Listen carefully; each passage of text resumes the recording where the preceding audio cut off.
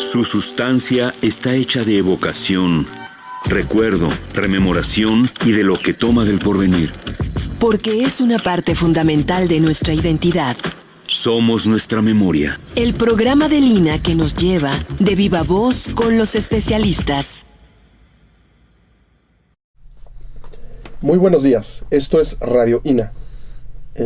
Mi nombre es Roberto Junco, voy a estar conduciendo este programa. La Secretaría de Cultura y el Instituto Nacional de Antropología e Historia los invitan a acompañarnos en la emisión de la serie Somos Nuestra Memoria.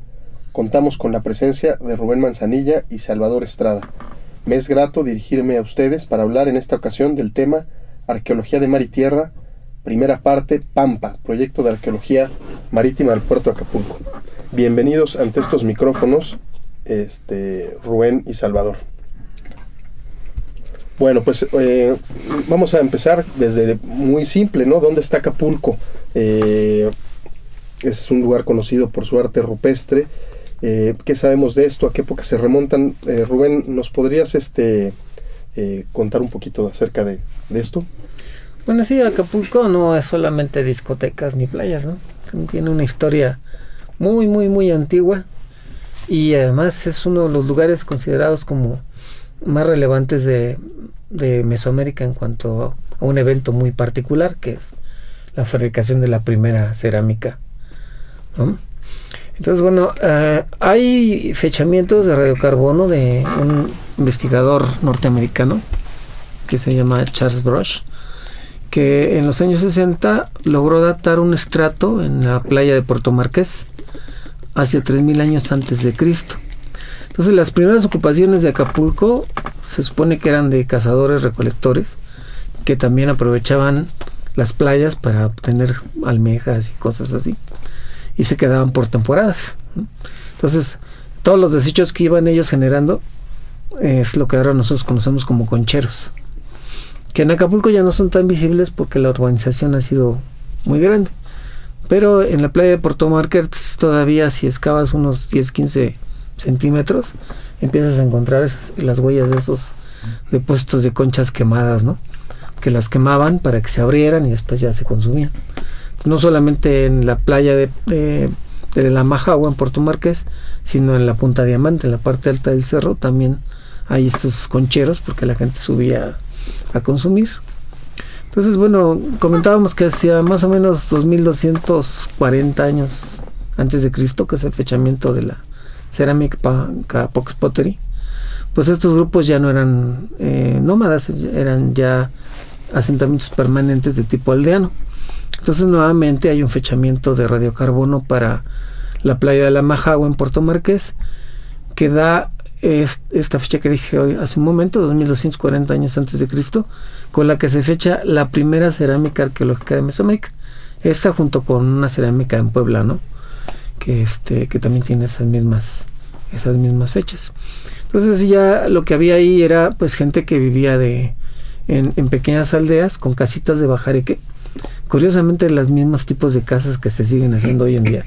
Tenemos maquetas en barro de esas casas y son idénticas, ¿no? Y se dedicaban tanto a la agricultura como a la pesca. Entonces, es muy interesante, por ejemplo, los contextos de estos concheros de Puerto Marqués, porque se han encontrado peces tanto de aguas someras como de aguas profundas. O sea, es una evidencia indirecta de navegación hacia épocas tan antiguas como 2000 años antes de Cristo.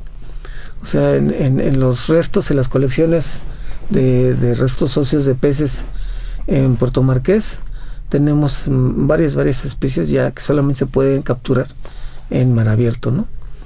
Entonces, bueno, también la gente pues tenía en aquellas épocas la costumbre de plasmar en las piedras, en las rocas de los lugares cercanos a la bahía, pues lo que era su modo de pensar, su cosmogonía, sus creencias, ¿no? Entonces, esta relación del hombre con el mar ha quedado muy plasmada de una manera muy única, porque no la he visto yo en otros lados, y muy interesante, en el sitio de Puerto Marqués, con un petrograbado que representa una ballena jorobada saltando. Y es un petrograbado que tiene casi 2 metros de alto, ¿no? También hay una representación de un pez vela y una representación de un mero, que es un pez de ambientes rocosos de agua profunda. Y también en el cerro de la colina 5 de Mayo, cerca de Puerto Marqués, hay una representación de un atún. Y también tenemos alguna representación de un pez devorando un caracol, ¿no? de mar. Entonces, bueno, eso nos está diciendo siempre que el mar siempre fue un atractor y un modo de subsistencia importante para la gente de Acapulco, ¿no? Y bueno, pues hasta la fecha, además de Puerto Marqués, tenemos localizados 11 sitios más en lo que fue la Bahía de Santa Lucía y la propia Bahía de Puerto Marqués. Muchos no son nuevos en cuanto a conocimiento, porque ya desde los años 40 del siglo pasado, otro investigador norteamericano llamado Gordon Ecolm hizo algunas excavaciones ahí en lo que ahora es el Club de Yates, cerca del Cerro Tambuco. Y en esas excavaciones él obtuvo cerámica que le permitió establecer toda la secuencia de ocupación del puerto, cuando menos desde el preclásico hasta el clásico tardío. Entonces tenemos cerámicas que tienen formas de siluetas compuestas muy interesantes, muy parecidas a otros tipos del estado de Morelos y de la propia cuenca de México, y la llegada de objetos que copiaban las formas de la cerámica teotihuacana. O sea, la gente de Teotihuacán tenía un interés muy especial en la costa de Guerrero. Se piensa que por la cuestión de importar conchas, caracoles, plumas y bueno, propios productos marinos, ¿no? Para consumo de la urbe de Teotihuacán. Entonces, bueno, sí, Acapulco tiene una ocupación muy, muy, muy grande a nivel prehispánico. Y algo bien interesante es que aparentemente hacia 750 después de Cristo, Acapulco se abandona. Eso coincide con algunos estudios climáticos que hablan de una época en que el régimen de lluvia se cayó muy feo, ¿no? Entonces, aparentemente la gente prehispánica de Acapulco abandonó lo que es actualmente el puerto y se fue a vivir hacia la desembocadura del río Papagayo, cerca de Cacahuatepec, ¿sí? Y hacia lo que es Coyuca de Benítez, ¿verdad? Sí. Entonces, ahí es donde continúan las ocupaciones hasta el contacto con los españoles, ¿no? Ay, muy súper interesante, ¿no? Y qué impresionante que de las cerámicas más antiguas que se conozcan, pues está esta de Acapulco. Sí. Así como paréntesis un poco, me tomo el atrevimiento de salirme un poquito de tema, pero ¿tú crees que pudo haber habido algún contacto con las culturas de Perú y todas estas cuestiones? Bueno, a través del Pacífico, pues, sí. que por ahí llegara toda esta... Ajá. Esa es una pregunta que ya tiene mucho tiempo y hemos discutido, colegas, que lo que faltaría es como un proyecto que buscara eso específicamente desde Acapulco hasta Sudamérica. Pero lo que sí yo te puedo decir es que a mí en Guatemala, en la costa de Guatemala, me ha tocado ver cerámicas que son idénticas a las de Acapulco. Y no me estoy yendo nada más a que, bueno, pues una olla puede parecerse a otra olla en otro lado, ¿no? Sino tipos cerámicos muy específicos que sí llegaban hasta Guatemala. Entonces, bueno, si hay estos contactos, lo que falta es especificar rutas, cómo era, ¿no? O sea, se sabe que la navegación en esas épocas tan antiguas, pues ya era muy, muy completa. Muy completa. Entonces, bueno, cuando menos podemos decir que Acapulco se relaciona con la costa chica de Oaxaca, con la costa de Chiapas y cuando menos con la costa pacífica de Guatemala. Pero a nivel, por ejemplo, de los petrogrados que existen en Acapulco, hay muchos diseños que son de un estilo que se regó por toda América. O sea, ni siquiera nos estamos preocupando si las relaciones eran con Centroamérica o Sudamérica, sino es un estilo muy peculiar, son caritas, porque, bueno, las figuras humanas se representaban como una carita con 3 puntos. Pues la carita puede ser circular, puede ser cuadrada, puede ser ovalada, y la forma del cuerpo muy, muy esquematizada. Entonces, ese tipo de representaciones las encuentras hasta la costa de Chile, ¿no? Entonces, bueno, sí hay ese tráfico de ideas, no sé si de personas, pero sí hay esas similitudes, ¿no? Interesantísimo. Muy, muy interesante. De hecho, alguna vez platicando, ese mismo estilo que se va generando por la costa del Pacífico, en la parte del Chocó, en Colombia, cruza hacia el Caribe de Venezuela, y de ahí se riega hacia Cuba, hacia Puerto Rico, en donde se ha encontrado el mismo estilo de petrograbados. Pues bueno, en este caso, lo que sí podemos decir es que el mejor ejemplo que tenemos de ese estilo de arte rupestre en México está exactamente en el puerto de Acapulco, en lugares donde la gente todos los días pasa, ¿no?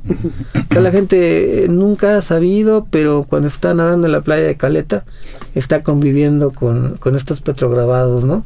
O cuando está nadando en Puerto Marqués, no tiene idea de todas las cosas que hay, tanto a nivel de playa como en los cerros, ¿no?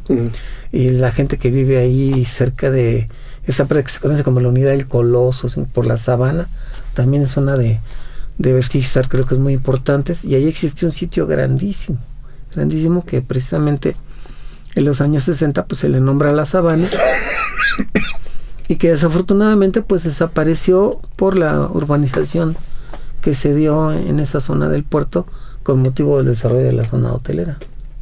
Pues qué interesante lo que nos platicas. Por un lado, pues saber que la historia de Acapulco ha estado ligada a lugares muy lejanos, desde hace miles de años, que no es una cuestión de 500 años, sino de miles de años. Y por otro lado, de lo que nos comentas, pues creo que es importante ponernos la camiseta y verdaderamente divulgar toda esta información para que la gente lo conozca y, como dices tú, no anden ahí en Caleta nada más baboseando, sino que también se enteren de todo esto y vandalizando también, ¿no? Bueno, menos eso, por supuesto, vandalizando. Pues bueno, ahora pasemos a hablar un poquito ya de Acapulco durante la época virreinal, que es lo que ya le compete propiamente a PAMPA, el Proyecto de Arqueología Marítima de Acapulco. Y bueno, pues ahí yo lo platicaré un poquito.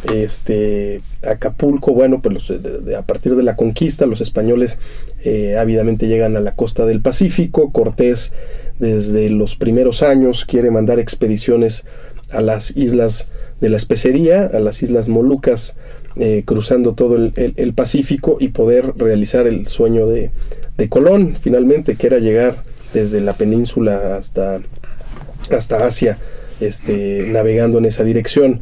Ya desde el 21-22 empiezan a generarse estas expediciones, y Acapulco juega un papel muy interesante, porque en la primera expedición exitosa de regreso de Asia al continente americano, que es la expedición de Urdaneta, que en 1565, después de varias expediciones e intentos por encontrar el famoso tornaviaje, logra regresar. Y en ese momento Urdaneta es que se da cuenta que Acapulco es el puerto ideal para establecer esta ruta comercial, porque está protegido y porque está cercano a la Ciudad de México. Entonces, desde esas épocas se designa Acapulco como el puerto oficial de salida y llegada del Galeón de Manila, que durante 250 años va a estar conectando la Nueva España con las posesiones españolas de ultramar, con las Filipinas. Y las Filipinas de hecho van a estar conectadas pues con Japón, con China, con la India, con las islas de la Especería, en fin, toda una red comercial impresionante que va desde el mar Índico hasta Japón. Entonces Acapulco, como les comento, desde 1565 queda designado como el puerto oficial, y la presencia de españoles, que bueno, ya existían después del 21, se empieza a incrementar, ¿no? Acapulco se vuelve un lugar muy importante durante los meses de enero, febrero, marzo, que es cuando el galeón ya regresó de Asia, cargado de todos estos productos del comercio asiático, sedas, porcelanas y chucherías de todo Oriente, y donde se lleva a cabo esta feria comercial, donde los grandes comerciantes de Ciudad de México, de Puebla y de varios lugares se acercan para para comprar todo este cargamento. Por supuesto que también es el momento en que las recuas de plata de la Ciudad de México se dirigen a Acapulco y se meten al galeón que saldrá en ese año a las Filipinas, y para pagar pues toda la operación de Filipinas, ¿no? Todo lo que es la manutención del gobierno, iglesia, etcétera. Y entonces son estos galeones que van cargados de plata novohispana, plata de todas estas centros mineros, ¿no? del centro de México, y vienen las recuas finalmente de Acapulco a Ciudad de México, a Puebla, o bien por otras rutas que hemos más o menos ya platicado, a Michoacán y otros lugares, ¿no? Oaxaca, para pues este gran comercio. Durante 250 años así fue la dinámica. Por supuesto no es lo mismo el galeón de Manila en el 16, en el 17, en el 18, ni tampoco Acapulco, ¿no? Porque Acapulco, como un centro portuario, como un centro de importancia, pues sufrió diversas modificaciones, ¿no? De infraestructura, especialmente pues la parte de proteger el puerto. Entonces, bueno, se crea un primer emplazamiento para cuidar todo este comercio, justo en la época en que los holandeses salen al mundo y empiezan a hostigar a los barcos del Imperio Español por América del Sur, allá en Asia, en las Filipinas. Ya más bien los holandeses compartían la ruta con los portugueses, pero hacen varias expediciones a través de Sudamérica y desembocando en el Pacífico, y empiezan a hostigar puertos.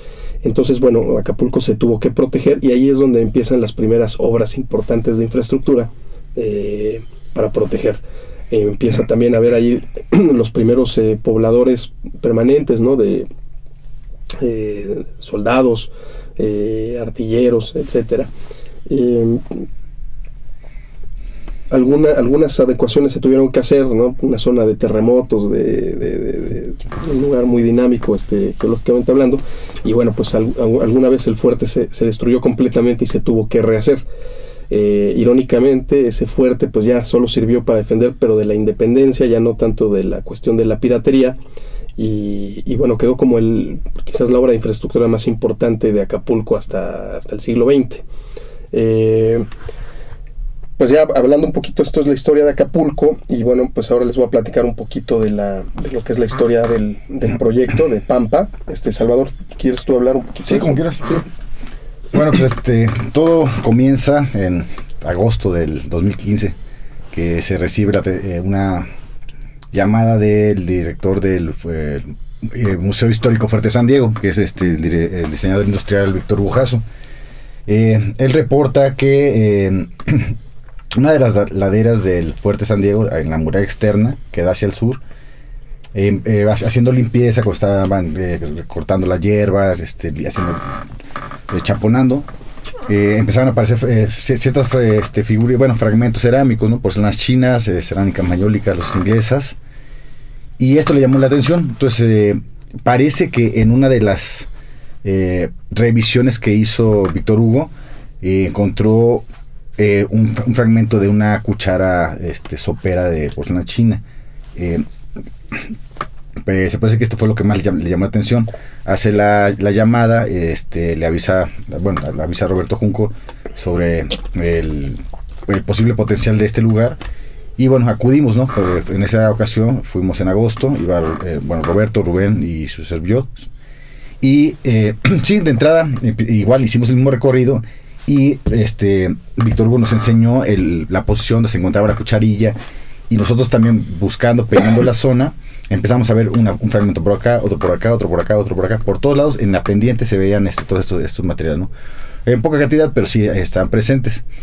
Ya después de haciendo esta evaluación, se decidió hacer un pozo de sondeo. Esto fue en una pequeña esquina que está en la muralla externa, y que en tiempos de la colonia, antes no existía lo que era la costera Miguel Alemán. Entonces, en ese lugar, ahí rompían las olas sobre las piedras que estaban en la parte baja de la muralla. todo esto nos indicaba que pues, igual podría servir como basurero de la gente del puerto que iba a depositar su basura y la tiraba hacia el mar, pero muchos de esos materiales se terminaban quedando en las rocas de soporte, ¿no?, del fuerte. Total, bueno, hicimos el pozo de sondeo, una excavación, una cala de 2x1, y de entrada, empezando la excavación, empezaron ahora sí que a brotar los materiales, ¿no? Teníamos, hay una foto, ¿no?, que es del inicio de la excavación, y entradas, no sé, no habrán sido ni 5 centímetros, 10 centímetros, y ya estaba un hueso de animal, ¿no?, de res, y al ladito un pedazo de cerámica, ¿no? Y por todos lados empezaron a ver pequeños fragmentos de otras cosas, ¿no? Y bueno, ya con la emoción dijimos, pues, ¿qué hacemos? Pues vamos a empezar a catalogar todo, ¿no? Entonces, bolsas de huesos, bolsas de cerámica, bolsas de metales, bolsas de todo lo que iba a ser, ¿no? Se hizo pozo sondeo, terminamos bajando 1,50 m, ¿sí? O 1,50 m en la parte. Pues lo que es una pendiente. Entonces en la parte más alta, ahí fue donde bajamos 1,50 m, y en la parte más baja creo que fueron 80 centímetros. Pero sí, llegamos a suelo estéril, pero todo el material que recuperamos sí está un poco revuelto porque en obras de remodelación del fuerte o instalación de luces y algunos canales, tenían que abrir las zanjas y revolvían el material, pero aún así encontramos en cierta forma bien ordenados los materiales hasta los más antiguos, que ahí fue donde se encontró la cerámica Tambuco. No me acuerdo. Sí, unos cuantos tepalcates prehispánicos. Y teníamos cerámicas rojas pulidas, y de ahí venían cerámicas de tradición prehispánica, pero ya coloniales. También se localizaron lo que son cerámicas mayólicas, producción de aquí de México, y las losas inglesas y porcelanas chinas. Aparte de todos los materiales de metal, encontramos bastantes balas, todas de las redondas, que son para armas de avancarga, algunos proyectiles, balas ya en forma de proyectil, creo que fueron 2 o 3, y casquillos. Entonces eso indica que sí hubo una temporalidad amplia, ¿no? O sea, desde que manejamos cerámicas prehispánicas hasta tener ya casquillos ya establecidos de arma de fusil, sí podemos hablar casi de unos 400, 500 años de ocupación como tal del fuerte, ¿no?, con esta información. Y bueno, todos esos materiales que fuimos recuperando, nos llevamos, se hicieron los análisis como tal, se entregó el informe, sobre ese informe se hizo el proyecto, el cual fue aprobado por el Consejo de Arqueología. Salvador, y bueno, ya que nos estás platicando este tema, ¿qué es un basurero arqueológico para que el auditorio se familiarice, sí, o histórico, y qué importancia puede tener para el estudio de nuestro pasado, de nuestra historia? ¿Tiene valor un basurero para un antropólogo, arqueólogo? ¿Por qué tiene que intervenir nuestra oficina en este caso? Como dices, bueno, ¿qué es un basurero arqueológico? Básicamente es la historia de la gente del fuerte, ¿no? O sea, ellos vivían ahí, tenían un espacio donde iban a depositar sus bienes que en un momento dado ya no les servían, y pues eran depositados. Poco a poco se fueron acumulando, se iban tapando con las mismas tierras, polvo, y había más materiales que iban depositándose de igual manera. Todo esto nos indica... Bueno, ¿qué importancia tiene? Bueno, toda la importancia que nos puede dar el análisis, estudio de estos materiales. Vamos a ver cómo vive la gente del fuerte, ¿no? Qué tipo de gente vivía, qué comía, cuáles eran sus rutinas de cierta forma, ¿no? Tenemos, por ejemplo, las cerámicas rojas, pulidas, también tenemos vidriadas, que esto nos podría dar una indicación de que son... utensilios de cocina de la tropa o de la gente que vivía ahí como tal. Pero también tenemos otras cerámicas de mayor calidad, que podríamos hablar primero de las mayólicas. Tenemos la copia de las porcelanas chinas, que serían las dos inglesas y las dos inglesas. Es creíble que ya una vajilla de porcelana china sería para alguien de un rango mayor dentro de la jerarquía del Fuerte de San Diego. Podemos hablar de generales, capitanes, gente. También encontramos mucho de lo que era cerámica, pero esta cerámica era para cocinar, ¿sí? Cazuelas, tazones, todo donde fuera la producción de los alimentos. y además contamos con todos los restos óseos de la cocina de Fuerte. Bueno, tenemos, o sea, no nada más restos óseos, ¿no? También tenemos concha, bastante, lo que nos indica que tenían una dieta mixta, ya sea con productos del mar. Tenemos pescados, caracoles, bivalvos, tenemos almejas y ostiones. Bueno, también en el rango de los animales terrestres tenemos desde iguana, tenemos ave, hay conejo, hay venado, muchísimo. Bueno, parece entonces ya había muchísimo cerdo y res, y parece que también hasta caballos. Tenemos toda esa amplitud de elementos óseos que nos indican un poco el manejo de la cocina, qué comían, qué llegaron a comer, cómo se alimentaban, y sí, básicamente cómo vivían, ¿no? Entonces esa es una de las importancias, ¿no? De, como dicen, un basurero histórico, pero no es en sí un basurero. La vez pasada que tuvimos una plática también sobre Fuerte San Diego, Rubén hizo el comentario que era una cápsula del tiempo. Sí, se va acumulando los materiales, ahí se guardan completamente, ¿no? Entonces uno, cuando los llega a descubrir, se da cuenta de todo lo que pudo llegar a haber pasado en ese momento, cómo llegaron, y al final de cuentas tenemos que deducir qué es lo que nos está indicando cada uno de estos materiales, ¿no? Y tratar de descifrar la historia. Muy bien. Pues les recordamos que estamos hablando con el doctor Rubén Manzanilla y con el antropólogo físico Salvador Estrada sobre arqueología de mar y tierra, Pampa, proyecto de arqueología marítima del puerto de Acapulco, primera parte. Por lo que me cuentas, Salvador, entonces en realidad vamos a poder reconstruir qué comían y en qué lo comían. Así es.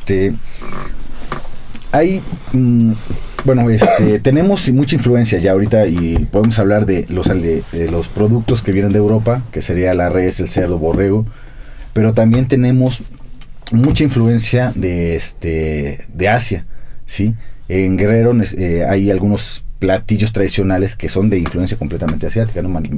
De Malasia. Por ejemplo, está un guisado que se llama la rellena de puerco, del cual se hacen unas tortas, y esa receta básicamente es de allá.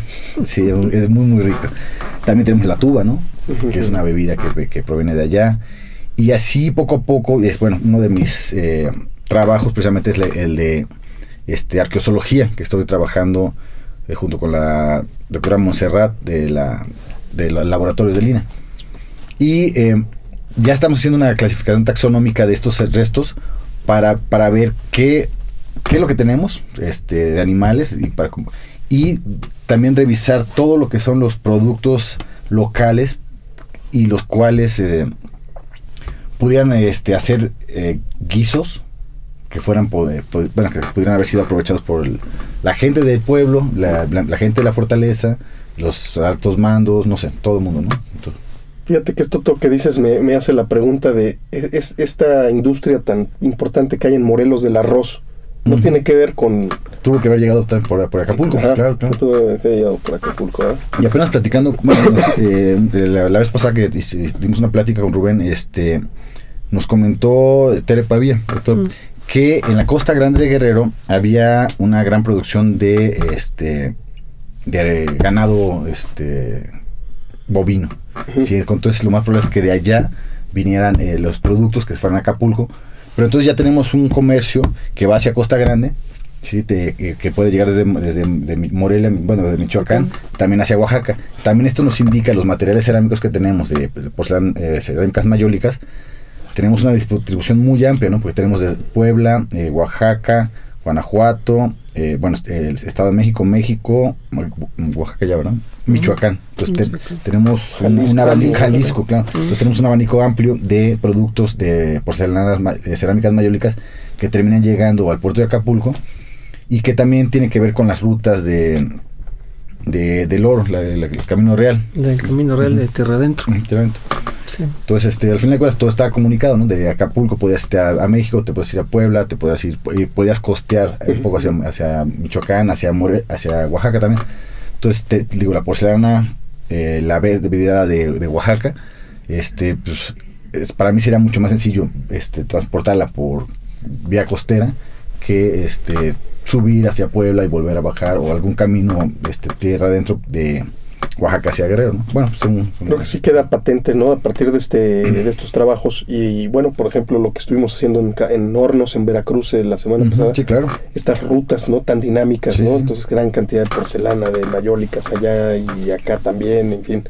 Este proyecto que se juega un poquito entre el mar y la tierra, entre el agua y la parte terrestre, ¿a ti o sea, ¿cómo lo ves tú? Que estemos involucrados tanto en estas excavaciones que van a empezar ahora esta temporada en octubre, en el mar, y en tierra. ¿Cómo ves tú eso? Pues van de la mano, ¿no? Al final de cuentas, un barco es un hogar para los marineros en sus traslados, ¿no? Depende del viaje, pueden ser 2 meses, 3 meses, hasta 6 meses que se tardaban o más en el tornaviaje. Terminan siendo sus hogares. Pues ahí ellos tienen su vida, tienen sus vestimentas, ropa, algunos artículos de uso personal, pero esa es su vida. Al final de cuentas terminan llegando a otros espacios, bajan con sus pertenencias y se instalan, aunque sea por tiempos temporales, en los puertos, ¿sí? Vuelven a tomar su vida. Entonces, esta dinámica que se maneja dentro de una vida en un barco, de una vida de las personas que terminan bajando, al final de cuentas, se combinan, yo diría de una forma, ¿no? Se combinan estas dos formas de vida, aparte de que la gente que vive en los puertos tiene una dinámica muy específica para con los marinos, pues al final de cuentas es una, ¿cómo te diría? Hay vínculos específicos entre ellos, ¿no? Entonces, sí, yo digo que nunca van a estar separados lo que sería arqueología terrestre y arqueología marítima, sobre todo en zonas costeras o en ríos. Claro. Siempre van a estar de la mano. Y como hace referencia, ¿no? Al final de cuentas, esta temporada vamos a empezar a hacer las prospecciones subacuáticas. ¿Y por qué? En esa zona de la bahía de Santa Lucía. O sea, ahí llegaban los barcos, se amarraban en la ceiba, atracaban, y supongo que en ciertos momentos los mismos marineros tenían algunas pertenencias que ya no les funcionaban, pues era más fácil tirarlas al mar que andarlas bajando, tirarlas por otro lado. Entonces, esa es la zona que nosotros queremos explorar. Que ya hay evidencia de que sí hay esos materiales arqueológicos. Algunos de los buzos que conocemos en Acapulco ya nos permitieron hacer un registro de botellas de grés, por ejemplo, y también encontraron una moneda austriaca. El 19, ¿no? Y en esa zona precisamente de la bahía de Santa Lucía. Sí. Pues ahí sí, lo que vamos a hacer es proceder con una draga, vamos a hacer pues excavación, ¿no? En un punto específico, tratar de bajar un par de metros, que es más o menos lo que nos comentan nuestros colegas, que es donde aparecen los materiales arqueológicos, y pues de ahí seguir bajando, ¿no? A ver si hay materiales más antiguos todavía. Claro, al ser una bahía, pues las lluvias poco a poco van sedimentando estas partes cercanas a la costa, y pues sí, son ya muchos metros que hay que igual bajar para poder accesar a los materiales arqueológicos. Rubén, tú, aunque eres de salvamento arqueológico, pues eres una parte fundamental de este proyecto. En primer lugar, pues por la amistad ya de muchos años, ¿no? Que me has ahí ayudado en tesis y cosas, pero pues también porque eres el mero ahí de la arqueología de Acapulco, por así decir. ¿Tú qué ves? ¿Cómo auguras el futuro de este proyecto? ¿Cómo lo ves a futuro? Pues mira, yo lo que veo es que llena un gran vacío que teníamos de conocimiento del puerto de Acapulco. O sea, como te medio insinué hace un momento, en los años 60, bueno, y desde los 40, algunos arqueólogos norteamericanos habían incursionado en conocer cuál era la arqueología del puerto de Acapulco. Pero después pasaron muchos años en que no se tenía pues ninguna información relevante nueva, ¿no? Fue hasta 1990 cuando se empezó a barajar la posibilidad de hacer una gran marina y un desarrollo turístico muy importante en la Punta Diamante, que se regresó a entender esta parte de la arqueología mexicana, ¿no? Entonces, a mí me tocó la fortuna de hacer excavaciones en Puerto Marqués nuevamente. Y lo que encontramos fueron pues, cosas muy interesantes, porque sí se documentó nuevamente que la secuencia de ocupación de Acapulco es muy amplia, ¿no? Muy antigua, y que también estas personas que viven aquí vivían con una manera mixta, digamos, de economía, ¿no? Okay. O sea, sí hacían agricultura, pero mucho de su mantenimiento venía del mar. Entonces es por eso que muchos de los restos que se encontraron esa vez eran tanto huesos de peces como conchas, ¿no? Conchas de tanto de aguas someras como de profundas. Pero también algo que es bien bonito de la arqueología de Acapulco es que hay muchas cosas que tienen que ver con el pensamiento de la gente de aquellas épocas. Uh-huh. Hay muchos petrograbados en la bahía de Acapulco, en la de Puerto Marqués y en la parte de la Sabana. Entonces tenemos desde representaciones de por ejemplo, de monos araña, que ya no existen en la zona, ¿no? Sí, sí. ¿Sí? Tenemos esto que dije de los animales marinos. La bruja. Hay muchas representaciones de gentes participando en ceremonias. Y precisamente hace unos días presenté yo un trabajo de un petrograbado que acaba de mencionar Salvador, que localmente se le conoce como La Bruja. Está en la bahía de Puerto Marqués. Hicimos un estudio iconográfico del petrograbado y bueno, todo parece indicar que es un chamán, que es un oficiante. O sea, nosotros sí estamos contra eso que se ha llamado la chamanitis, ¿no? De todo lo que no puedas interpretar en arte, pues seguramente es un chamán. Y que, ¿no?, tenga penacho muy grande. Pero no, en este caso tenemos un personaje que tiene una vara vertical, una bolsa con, pues, sus cosas de chamán. Tiene su vestimenta muy bien definida, un gran penacho de plumas, ¿no? Y está en medio de representaciones de varios animales marinos y exactamente ubicado a la salida de la Punta Diamante. Entonces, bueno, con un poquito de imaginación ahí sí podíamos pensar que cuando los pescadores salían de la playa de la Majagua de Puerto Marqués hacia mar abierto, ese era un punto donde digamos religiosamente era de mucha importancia como para pedir tener una buena pesca y pedir que no te pasara nada en las aguas peligrosas, ¿no? Entonces por eso están esos petrograbados ahí y por eso está este personaje ahí, ¿no? Entonces es interesante porque en los recorridos que hacen los prestadores de servicios en Puerto Marqués siempre te llevan a ver la bruja, pero nadie sabe qué es, ¿no? Claro. Entonces, la bruja. Sí, entonces sí es una cosa importante. Y en la parte alta de la Punta Diamante hay 92 rocas que tienen oquedades artificiales que pues se han interpretado de muchas maneras. O sea, básicamente eran como morteros para moler cosas, ¿no? Pero también se les ha identificado mucho con lugares donde se procesaban ciertos productos para las ceremonias. Podríamos llamarle alucinógenos, podríamos llamarle de otras maneras, pero también lugares a donde la gente iba a pedir favores y hacer autosacrificios, ¿no? Y en esas mismas oquedades quedaba la sangre de eso hay referencia de la época de la colonia, o sea, eso sí lo sabemos que para eso servían. Pero también una parte muy importante de los petrograbados de Acapulco son las cuentas. Había una obsesión por el conteo del tiempo. Entonces, ¿qué contaban? Todavía no sabemos muy bien, pero hay una propuesta de que eran ciclos lunares relacionados pues con las cuestiones de las mareas. Eso lo propone un arqueólogo que se llama Brent Murray. Bueno, se llamaba porque acaba de fallecer desafortunadamente hace un año. Pero él sí tiene bien documentado estas situaciones de los conteos de los ciclos lunares y menciona que hay unas cosas que se llaman puntos de corrección. O sea, cada que se termina un ciclo lunar hay una especie como de coma, que es la que está separando un ciclo del otro, ¿no? Hay petrograbados en Caleta que tienen estos puntos de corrección, tienen estos conteos, y si te pones a separarlos siempre te dan 7, te dan 14, te dan 21, te dan 28. O sea, es algo muy parecido. Sí. Entonces quizás sea una situación del conteo del tiempo para precisamente la navegación en época prehispánica. Entonces es algo que es muy interesante en la arqueología de Acapulco. No, pues tanto por conocer verdaderamente de esta arqueología de Acapulco. Hay muchas cosas que conocer, ¿no?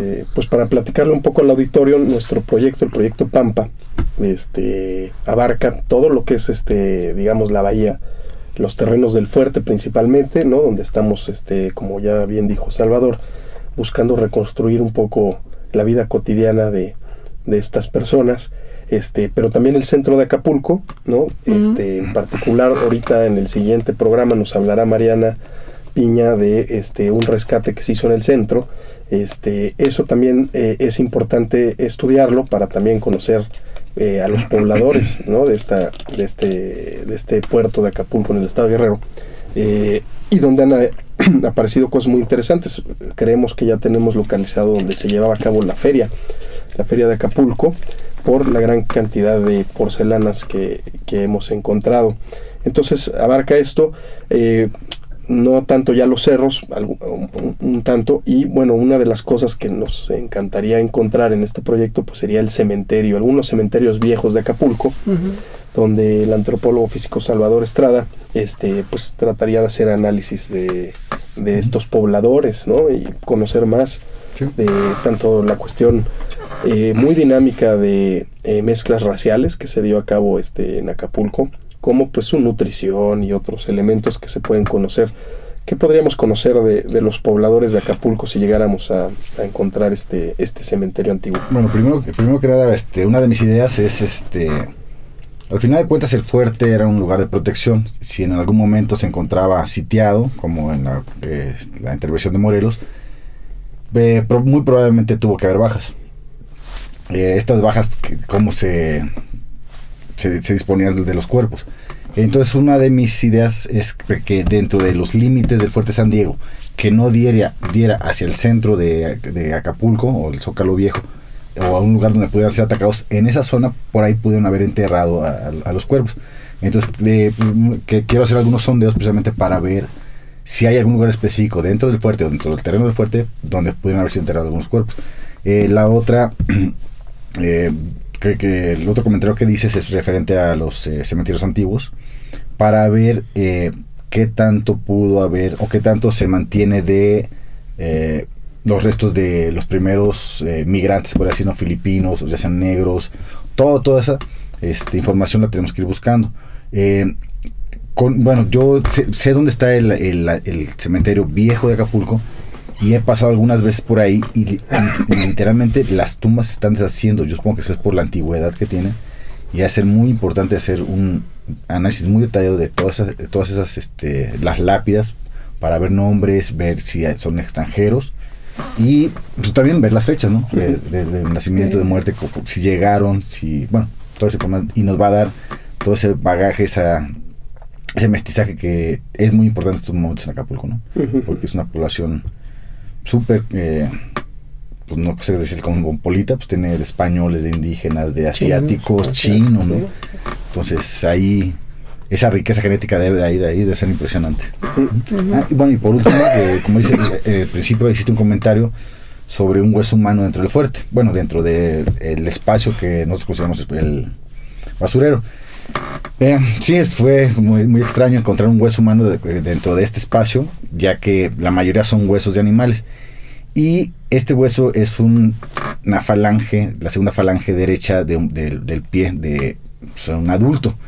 ¿Qué hace ahí? Pues no sabemos, porque es el único hueso humano que hemos localizado como tal e identificado, y no se ve que tenga alguna marca, una huella de, no sé, un traumatismo, un corte, algo porque haya sido desechado.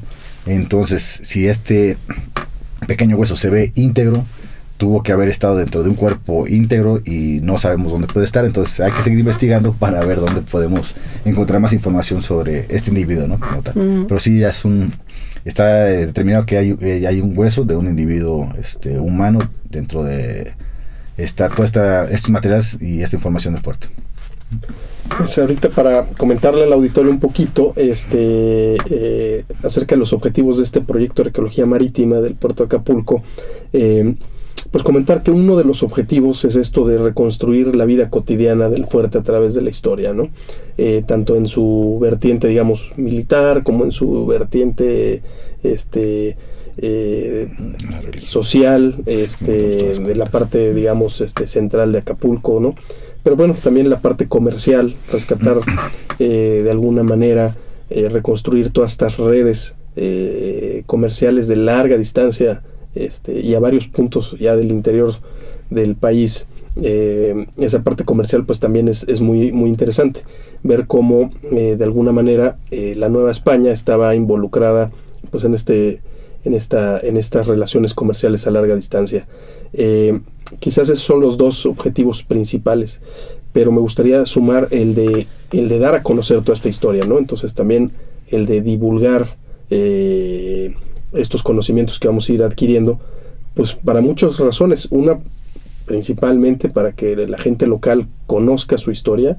Acapulco es un lugar que creció muy rápido en muy pocas décadas, gente viniendo de muchas partes del estado de Guerrero, y de alguna manera pues se dan estos fenómenos de pérdida de identidad o de adquisición de una nueva identidad, y en ese proceso pues siempre hay cosas que habría que cimentar, ¿no? Entonces toda esta información, todo esto que estamos haciendo, yo creo que puede ayudar a nutrir esta nueva identidad de toda esta gente que ha ya vivido por 2 o 3 generaciones en Acapulco, que bien tienen ya su cuestión como de barrio, quizás de colonia, pero en cuestión de historia pues creo que todavía falta mucho por hacer. Entonces ahí podemos quizás contribuir a eso. Y bueno, por supuesto a la difusión de los estudios que estamos realizando, donde investigadores de muchas áreas, historiadores del arte, en fin, una serie de investigaciones, ya están muy interesados en todos estos materiales arqueológicos. De alguna manera, el rescatar estos materiales, sacarlos un poco de una especie de desconocimiento, de olvido en el que se encontraban, pues es contribuir a la conservación del patrimonio cultural de Acapulco.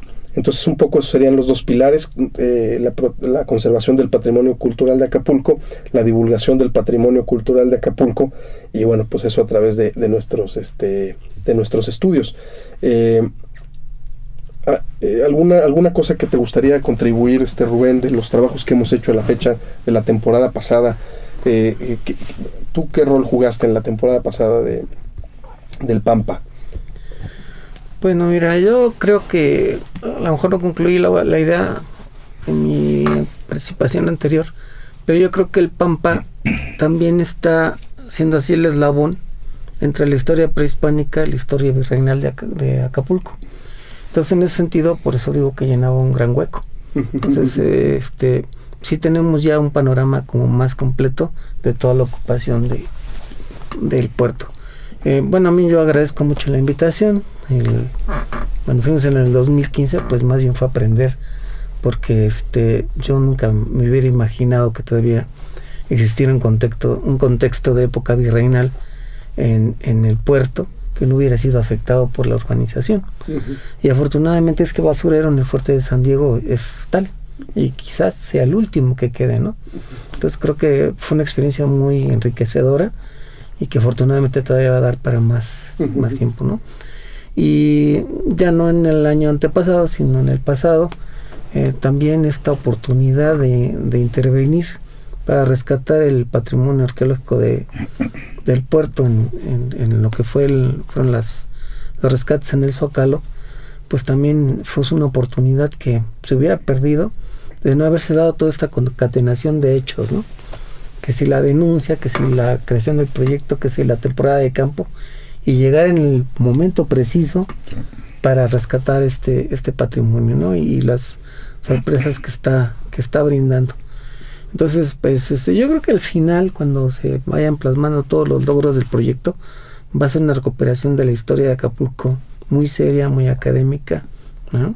Yo, por ejemplo, les comentaría al público que cuando vayan a Acapulco piensen que en el Parque Papagayo había un sitio arqueológico, que en el centro comercial de La Picuda, en La Condesa, había otro sitio arqueológico, ¿no? Que cuando vayan a Caleta y a Caletilla eran sitios arqueológicos, que ahora ya no los vemos. Ya la historia del propio puerto ha ido sobreponiendo cemento y edificios encima de todos estos vestigios.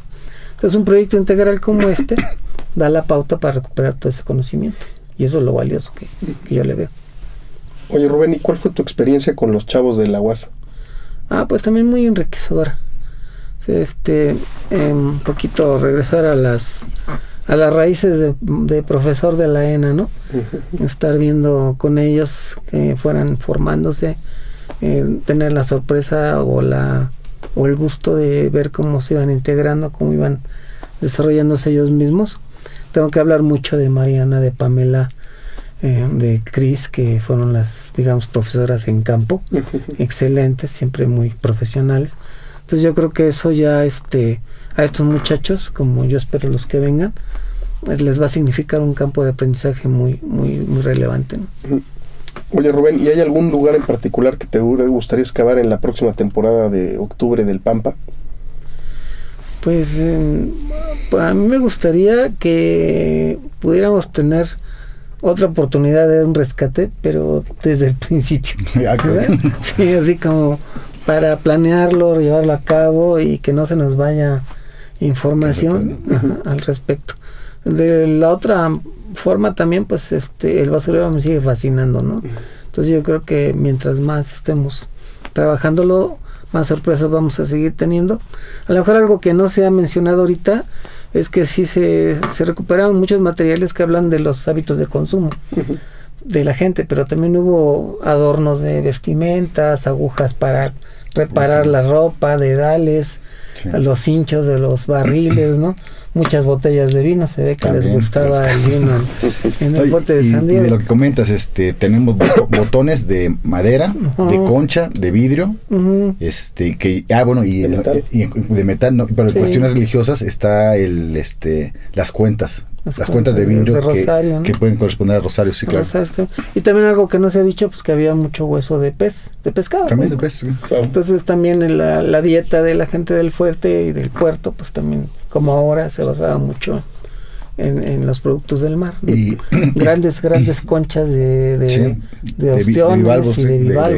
De almeja y ostión. Y hay uno muy interesante que es la costilla en forma que está tallada. Una costilla en forma de Esto perrito, nos da una indicación que podría haber infantes en el fuerte San Diego, pero es una costilla tallada en forma de perrito, de un perrito de perfil, porque tiene hasta marcada la nariz y todo.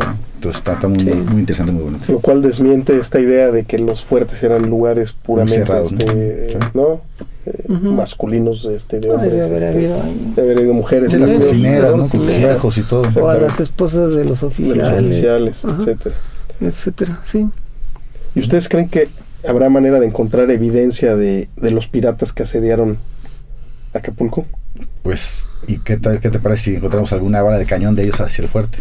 Eso podría ser, ¿no? Esa pudiera ser una posibilidad. Sí. A lo mejor las balas redondas de avancarga, ¿no? De arma de avancarga pueden ser de ellos, no sé. Entonces, sí, porque Acapulco pues tuvo sus eventos ahí de intercambio cultural con los piratas, ¿no? Los holandeses en el siglo XVII. Por ejemplo, algo así, digamos, como ya de muy, muy ideal sería encontrar el campamento de Morelos, ¿no?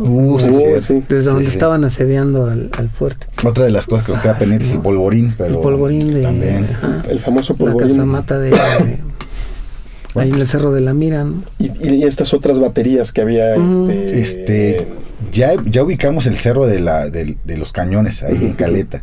Nomás necesitamos que nos den el permiso para accesar y que nuestro compañero Josué haga los registros de los cañones. De los cañones. Sí, ese es uno. Parece que hay otro que está apuntando hacia la isla del Roqueta. Ese nos falta buscarlo ya con más. Propiamente en la Roqueta creo que había otra batería. También dicen que había baterías. Entonces habrá que ir a cruzar ahí. Sí, seguir preguntando y ya hacer las... Al Palau, ¿no? Sí, entonces... Pero sí, todavía queda mucho trabajo por hacer. Muchísimo, ¿no? Yo creo que estamos empezando. En todos los ámbitos, ¿no? El terrestre, marítimo, gente que conozca de cerámicas, gente que conozca de metales, de, no sé, cañón, todo, ¿no? Entonces los historiadores, ahorita también tenemos que apoyarnos muchos en ellos también, para ver todos los puntos. Oye, Rubén, ¿y alguna anécdota de los trabajos a la fecha? Algo que te haya causado... Pues ahorita Así que me acuerdo. Todos los proyectos tienen ahí sus anécdotas. No, yo lo quiero decir. No, mejor que diga Salvador Lina. No, pues yo me acuerdo de alguna Cuando buena. regañaste a los muchachos. Una vez perdí la paciencia y regañé a los muchachos, pero bueno, es parte Sí, porque de... también no ponían atención, ¿verdad? A ver si fue muy entretenido. Ya, Rubén, vamos a por un refresco, vamos por un agua. A ver si se estuvo. Bueno, es que el calorcito también. Sí, no, afecta bastante, ¿no? Las condiciones sí son rigurosas, fuertes. Sí. Pues una de las cuestiones es tratar de mantener hidratados a todos, porque si no, se desmayan. Entonces. ¿Y tú, Salvador, una anécdota? Esa ya la conté, la de Me enojé. No, también pues es interesante, ¿no? La gente cuando pasaba preguntaba cosas, ¿no? Entonces es importante más bien ver cómo la gente ve tanto el trabajo que hacemos los arqueólogos como lo que es la historia, porque todo el mundo pasaba y decía, no, sí, es que ahí se atracaba la nao, ¿no? Entonces, bueno, a mí a veces cuando me estaban platicando eso me quedaba como viendo y me la empezaba a imaginar y dije, no, pues sí, ¿no? Sí, sí es muy muy enriquecedora el contacto con la gente, ¿no? Sí, pues eso yo creo que es algo que tenemos que fomentar todavía más. Sí, tienen mucha inquietud, ¿no? Siempre, porque siempre preguntan, ven y se qué hacen, ¿no? No, pues, ay, ¿qué pasó? Entonces, ahí puede haber una en relación con ellos, como en el cuento del Caleto. Sí, sí, y bueno, anécdota, si quieres, bueno, es que no hemos platicado que cuando se hizo el primer pozo, la pendiente era como de 40 grados 45. Y daba un voladero como de 4 metros. Pura ¿no? piedra abajo, sí. Ajá, entonces los primeros días, pues, empezamos a usar arneses. Es cierto. Y pero resultaba que eran muy incómodos y al final... Pues nos andábamos tropezando, ¿no? Entonces la anécdota es que nos caímos varias veces, pero afortunadamente para dentro del pozo, porque si no estaríamos aquí platicando. Exacto. Y que bueno, es una situación hasta particular, porque la excavación en esa zona del basurero es complicada, porque no tienes para dónde ir desechando la tierra que después vas a tener que volver a utilizar para tapar. No te puedes mover mucho, no puedes, y cuando somos demasiadas gentes, pues tiene que ser algo así como muy preciso, porque resulta peligroso.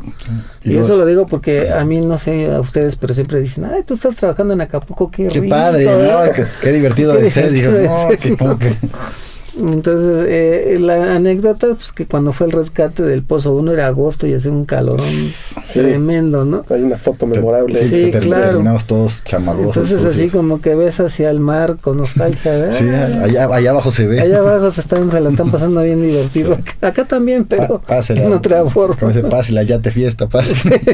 Sí. No, y luego, por ejemplo, con lo que dices, están en el pozo sacando la tierra, pero también cribando. Todos esos movimientos que tienes que hacer, de repente se te resbalan los pies y tienes que casi agarrarte. Bueno, pues sí, ha sido muy enriquecedor, muy divertido. Sí, sin duda. Y súper interesante. ¿Qué disciplinas abarca este proyecto? ¿Estás tú? Bueno, arqueólogos de entrada, antropólogo físico yo, historiadores.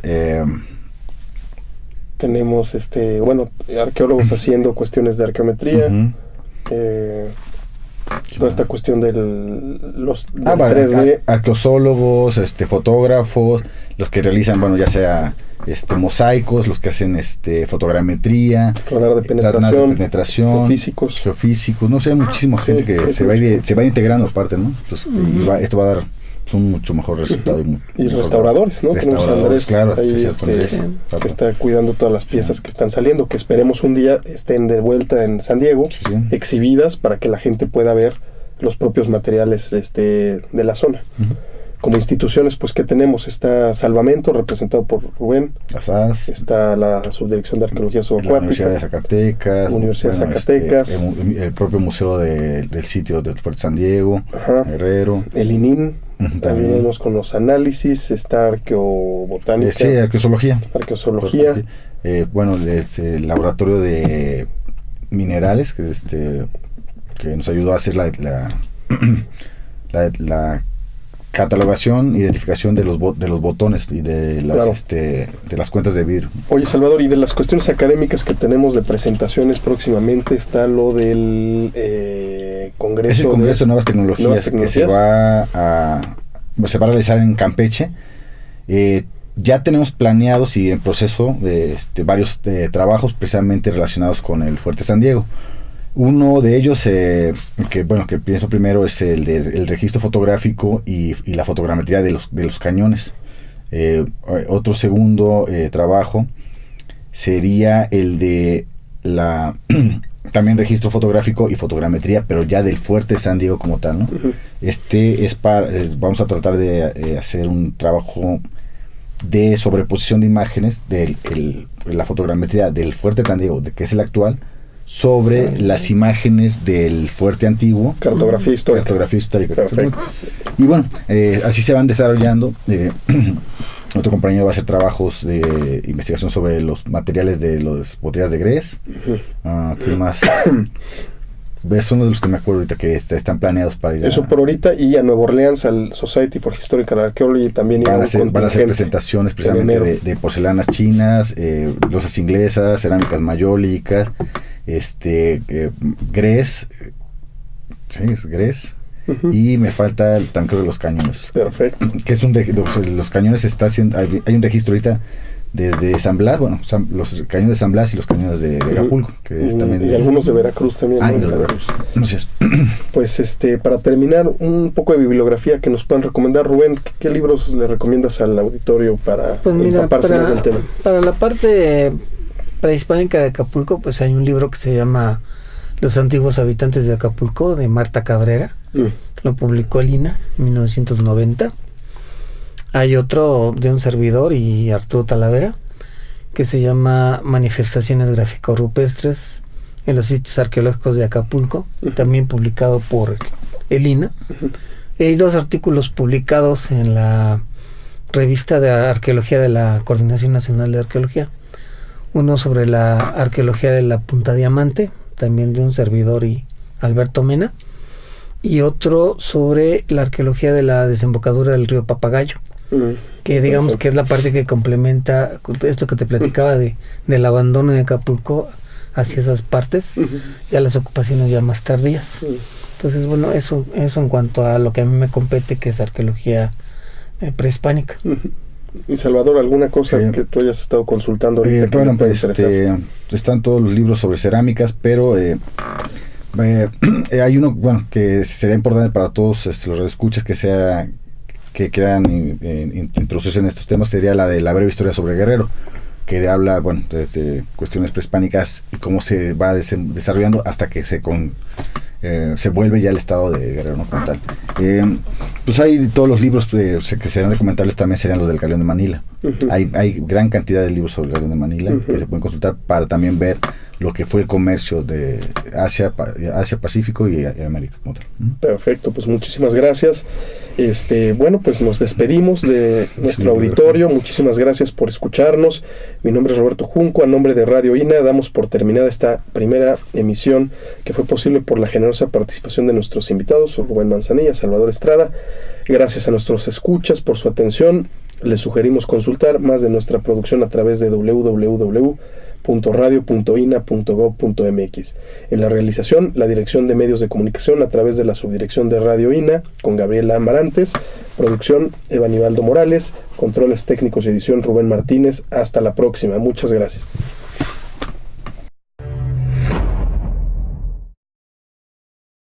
Las opiniones y comentarios aquí expresados son de entera responsabilidad de quienes proporcionan la información y no representan necesariamente las opiniones de Radio INA ni comprometen el pensamiento editorial del Instituto Nacional de Antropología e Historia.